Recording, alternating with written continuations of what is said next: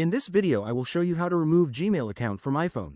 Method 1. Using Settings app. To stop syncing and disconnect Gmail services from your iPhone, then go and open Settings app on your phone. There search for Mail in the search bar.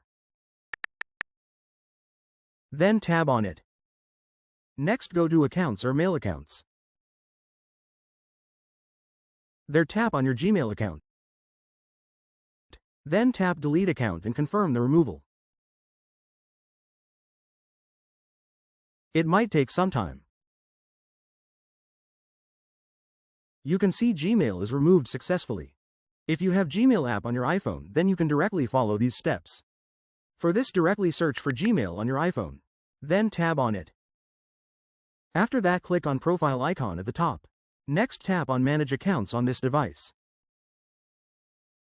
If you have multiple accounts, then you will get here. Just tap on Remove from this device to remove that particular accounts. If you get the confirmation, just click on Remove. If you want, you can remove multiple account in similar way. In this way we remove Gmail account from iPhone. Hope you like this. Please like, share and subscribe for similar videos. Also click on bell icon so that you will not miss any update.